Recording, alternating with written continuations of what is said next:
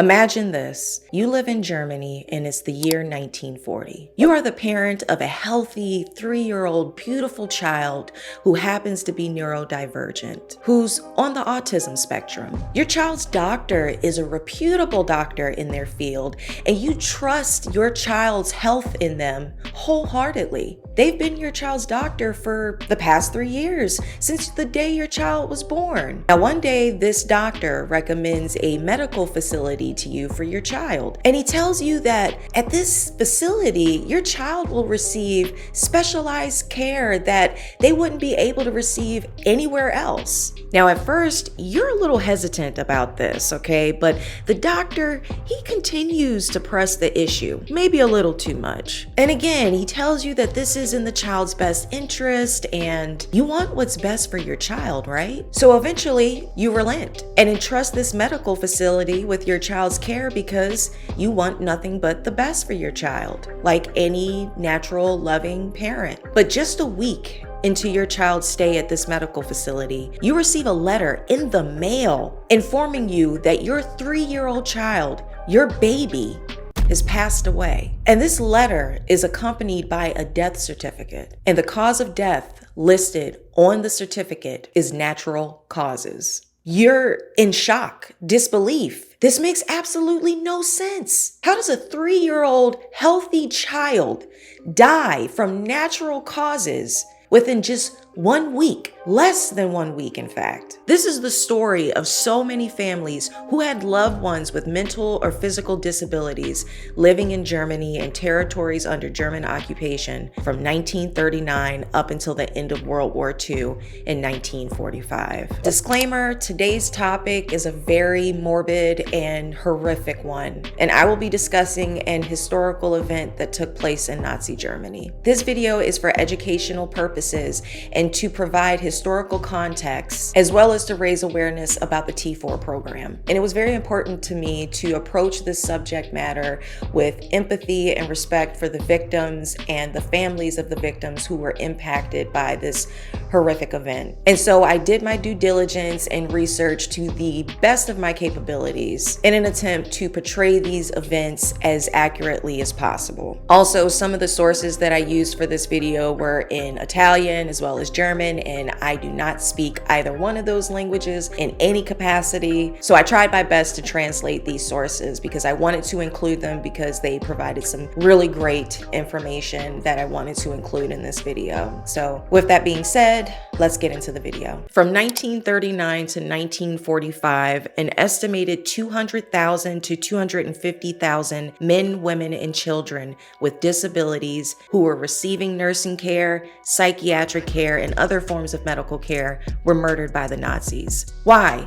You may be asking yourself. Well, this mass murder was part of a euthanasia program approved by Hitler, and it is known as Aktion T4, or the T4 program. This systematic killing took place in medical institutions in Germany and occupied territories like Poland, Czechoslovakia, and the Soviet Union, as well as Austria. This program was one of many horrific measures that were born from the Nazis in an attempt to achieve what is known as racial integrity or racial hygiene. And their origins are as absurd as the terms themselves sound. These concepts were born from a social and political movement called eugenics. Eugenics is a bullshit theory that believes human populations can be, quote, improved by way of altering gene pools by removing specific populations with specific genetic traits. Nazi eugenicists believed that there were certain groups of people whose lives were unworthy. They were unworthy of living, and therefore they posed a threat to German society. So for example, if you had a mental illness like schizophrenia, you would be considered part of the undesirable population. And actually, it was estimated that 60% of the T4 program's victims were diagnosed with schizophrenia. And people with mental illnesses weren't the only targeted group. If you were blind, hearing impaired, had epilepsy, had a learning disability, you you were considered part of the undesirable population. If you had hemophilia, which is a genetic disorder that affects the body's ability to clot, you were considered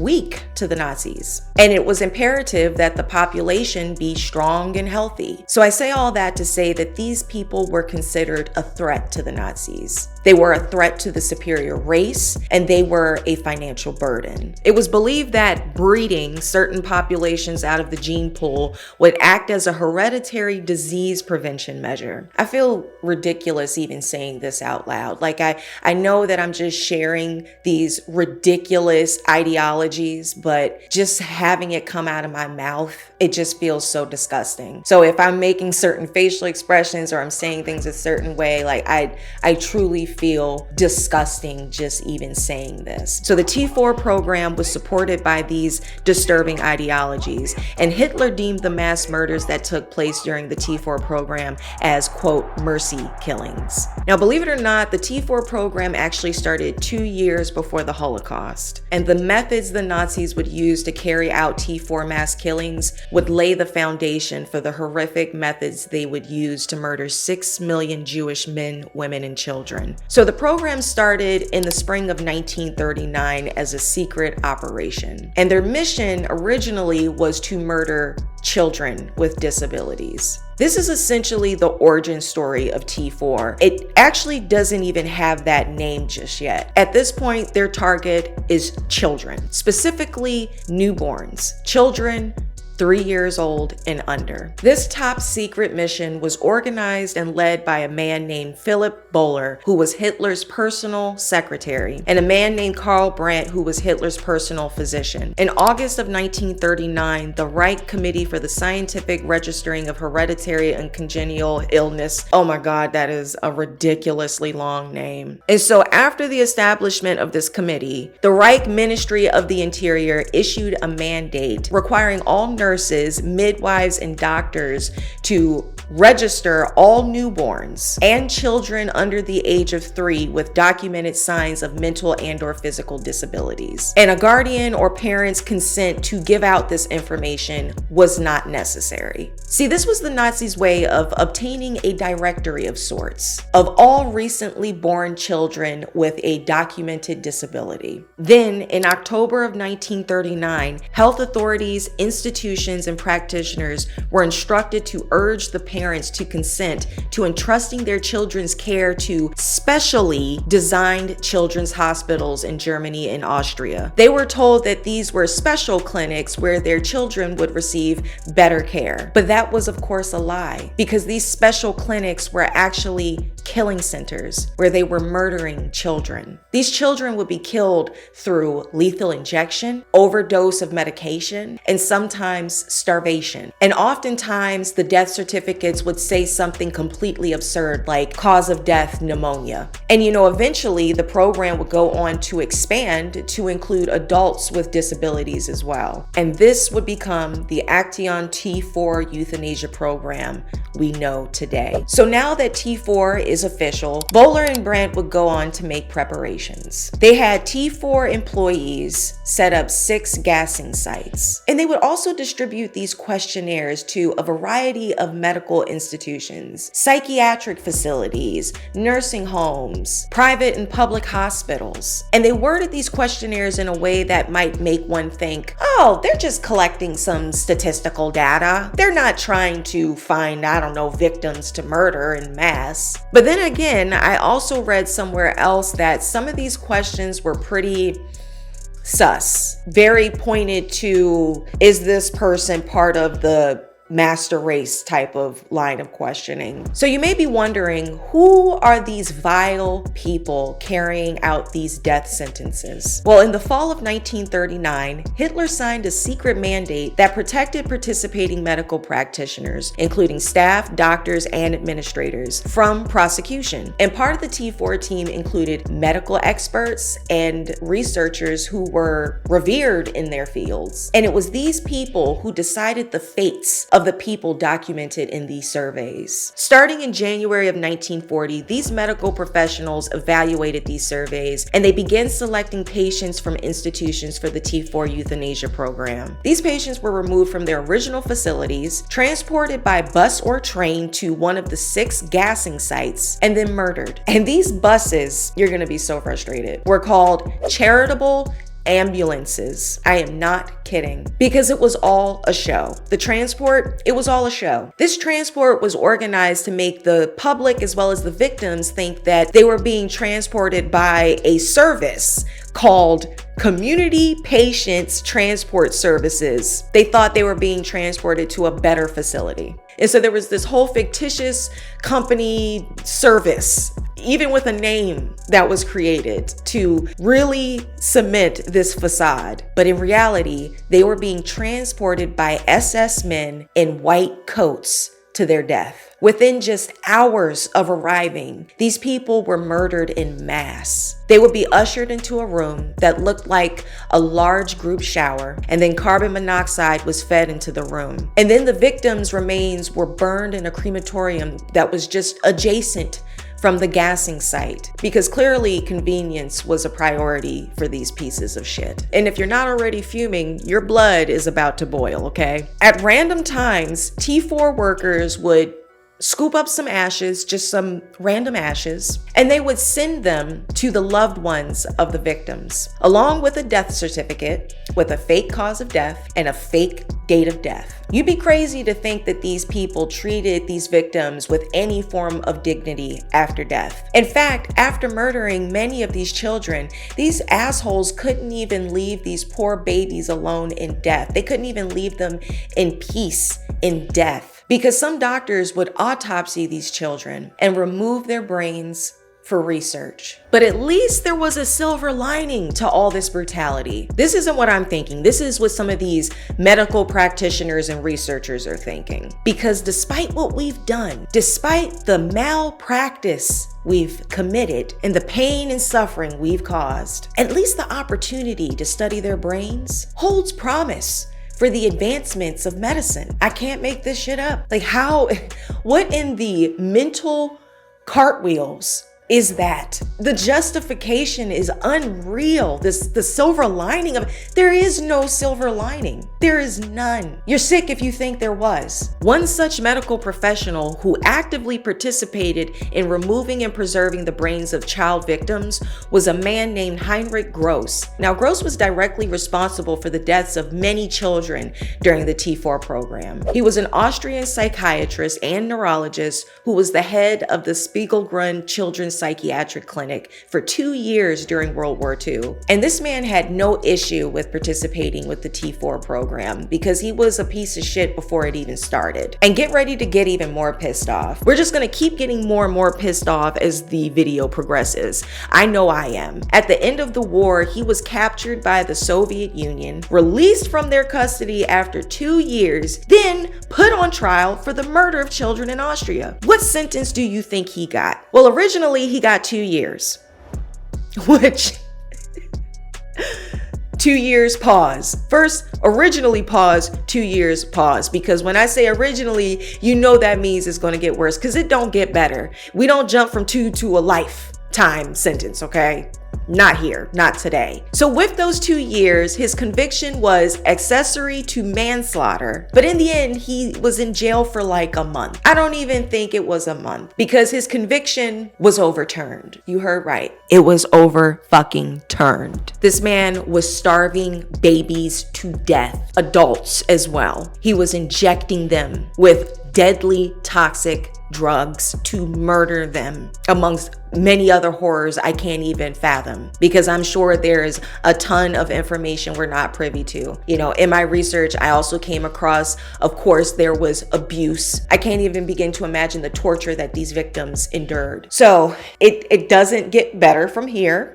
Okay, it continues to get worse. He went on to have a very successful career in Austria, and he became a well-known psychiatrist for his work with children with behavioral and mental disabilities. Yes, this man won awards. The same man that had jars of children's brains and formaldehyde in his office. The same children he murdered in the most brutal of ways. But get this, his past resurfaced in 1975. But even then, he would go on to continue to practice for years after that. Still nothing. There were people who were protesting him, but nothing happened. He had some honors or awards striped, but that was really it. He was still able to work with children. He even served as a court expert in Austria. Can you imagine? And by the way, I read somewhere that it's believed that he was still using the brains of these children for, quote, research even at this point in time. It wouldn't be until 1999 that he would be placed on trial for his war crimes. But at this point, this man was old as shit. He was in his 80s. He's lived a full life, had a great career, a full life that none of his victims got to have. He was eventually found guilty of murdering 9 children. Yeah, 9 children. We all know it was more than 9 children. And because he was old as shit, his trial was suspended in the year 2000 because he had Parkinson's and dementia. I've heard debate about this type of thing where you have criminals, Nazi criminals that are caught years later and, they're old as hell and they got all these diseases. I don't care if he has dementia. I don't care if he has Parkinson's. Did he care about his victims? Why should this man have any grace? Why should we have any sympathy just because he's old? He's still evil after having lived a full life, never having to really face justice for any of the crimes he committed. I read somewhere that this man was suspected of killing upwards of 700 children and they never received justice. It's just sickening. Despite their attempts to keep T4 under wraps, eventually the secret got out because in the towns where some of these gassing sites were located, the locals, they would see busloads of people going into these facilities. Then suddenly there's smoke coming from these chimneys, and then these same buses would leave empty and return with more people, never to see the original group of people again. On top of that, there were T4 staff that would go outside of the program and talk to civilians, people in the public about what was going on. And that's just a couple of the ways that eventually the T4 program was found out. It was supposed to be top secret, but they really weren't moving in secrecy. It was pretty obvious. So now that the cat was out of the bag and people learned about this horrific program, people started to protest, and that included members of the German clergy. And some people with family members in facilities within T4's grasp, they had their family members removed, and this was oftentimes very difficult and very expensive. So not all family members of loved ones who were in these horrific facilities had the means to get their loved ones out of there. Can you imagine how terrifying, frustrating that whole experience must have been for these people? Some doctors would change a patient's diagnosis if they fell within the T4 criteria. And this was risky business for these medical practitioners should they get caught. Then finally, in August of 1941, Hitler ordered an end to the euthanasia program due to the public protests. Or was it really the end? At this point, T4 had claimed the lives of 70,273 people with mental and physical disabilities from January 1940 to August 1941. And in all actuality, the program did not stop at this point. German doctors and medical professionals continued murdering these people. The only difference was that now the killings were less systematic and more decentralized, because now it was up to local authorities to determine the pace in which these killings took place. So there was no overarching, program or lead directing how things were executed. Killings were also executed in less obvious ways, like transporting a group of people in a bus to a gassing site. Instead, they went back to the original approach they took prior to the official start of T4, which was overdosing patients on medications, lethal injection, and starvation. They will also go on to broaden their criteria to geriatric patients, bomb victims, and forced laborers. God damn, you can't even be old in Nazi Germany. You can't even age. It's It's ridiculous. I don't get that at all. Everybody ages. Anyway, T4 would continue up until the very end of World War II, despite having told the public that the program was ended. Now, I've seen various death tolls as a result of the T4 euthanasia program. So what I'll say is that it's estimated that 250,000 to 300,000 people died as a result of this horrific act of genocide. Either way, many lives were brutally taken, and it's just despicable what happened to these people and their loved ones. This was a very heavy topic, and I hope that I did it some justice. For years, I hadn't heard of the T4 program, and it's crazy to know that in many ways it influenced the events that would take place and result in what would become the Holocaust. And so I felt like I should do a video on this topic because I didn't know about the T4 program. I didn't learn about it in school. I learned about the Holocaust, but I didn't learn about this part of the Nazi war crimes that were committed. Taking a life, no matter if the person is able-bodied or not, is horrific at the end of the day. But to specifically target a vulnerable population to fulfill some batshit belief like racial hygiene is just a level of evil beyond comprehension. And of course, it goes without saying, the amount of malpractice that took place among these doctors is just insane. This is someone that you entrust your life in, you entrust your loved one's well-being in. But you know, something that I did think about, and I want to mention this before I end the video, and I was thinking about this when I was talking about some of the doctors who would, fudge the person's medical records to make sure that they weren't part of the T4 program's criteria once they found out about it. Those doctors, I'm sure that there were doctors out there who were doing everything they could to fight against the T4 program. I can't even begin to imagine what that must have been like for people who were, against this crazy shit, trying to save the lives of their patients, but also not wanting to risk the lives of their loved ones for being involved with trying to save their patients. It's a very crazy situation to be in, and I can't imagine being on that side of it either.